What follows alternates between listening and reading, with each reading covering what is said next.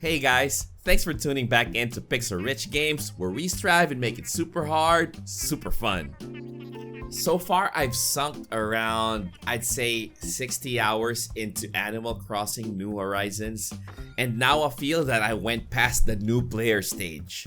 So for New Horizon players out there, this video's for you.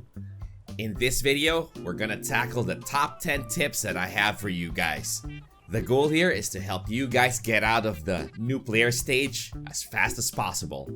So let's start with tip number 1. There's actually a daily login bonus in this game. All you need to do is go to the green tent and use what's called a nuke stop, the cash machine looking thing.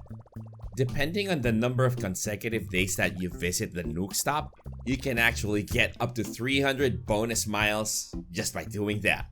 Tip number 2.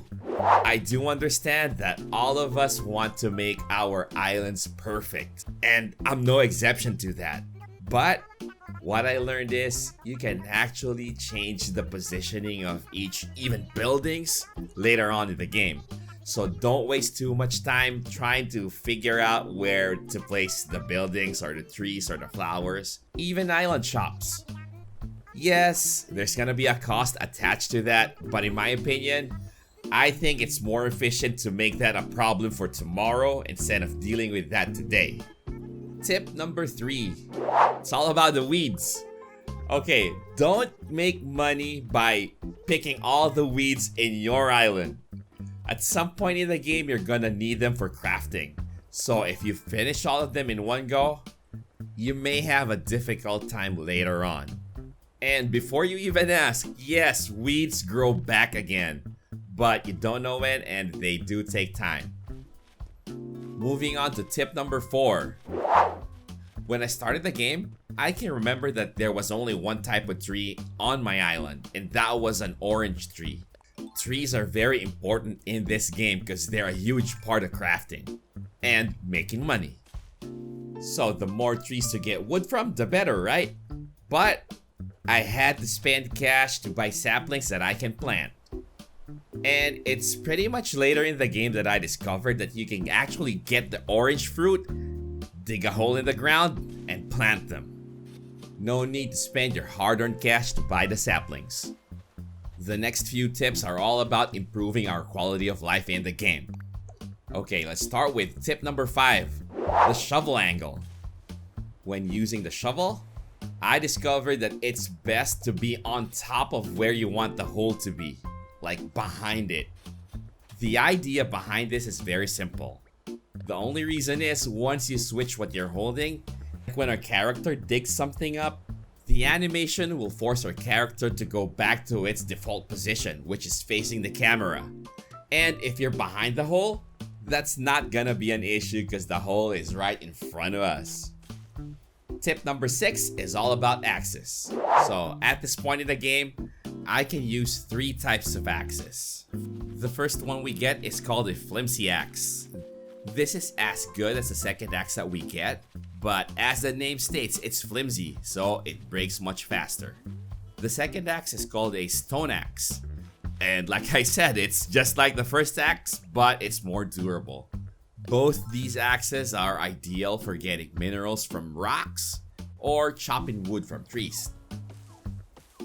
Take note, chopping wood from trees, not cutting them. For cutting trees, what we need is the third type of axe, which is called the axe.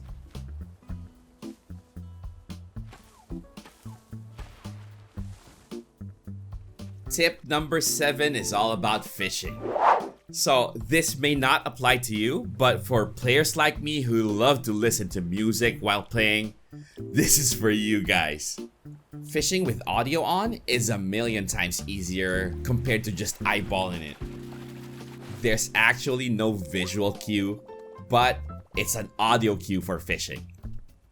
Next tip is to shoot the balloons that are bearing gifts. I used to not bother shooting them at all until I shot one of them, and that's how I got my first 30 G's in the game. Tip number 9 is all about making bells. Once you have Nook and Cranny unlocked, Make sure you talk to them and find out what the hot item for the day is. Hot items are craftable items that they will buy double the price. Just keep in mind that hot items change every day and the Nook and Cranny shop closes at 10 p.m. So you have to sell it to them. You can't just sell it via the box outside the shop. This is why I said earlier that chopping wood is very important in this game, at least at the start. Finally, for my last tip, it's all about the wasps. When chopping wood, there's a random event that can happen. We can get chased by wasps. I used to just don't mind this and just drink medicine every time I got bitten. But now I know better. We can actually net them. It takes some time to get used to this, but how you do this is once they spawn, you run to the opposite direction to create some distance and then get your net out and net them. Personally, I find this easier to do with the Joy-Con. I just roll my thumb and reach for the tool menu, and bam, I have my net out. When using the Switch Pro controller, which I do like 99% of the time, I use my right index finger to reach for the tool menu button. And I almost forgot to tell you, wasps sell for 2,500 each. Alright, I hope these tips help you in your new adventure. Thanks again for watching this video. Don't forget to hit that subscribe button and like this video if you like what you saw. If not, just do me a favor by liking the video all the same. Hit that bell to get notified whenever I have new content out. See you on my next vid, guys. Stay healthy, keep safe, and God bless us all.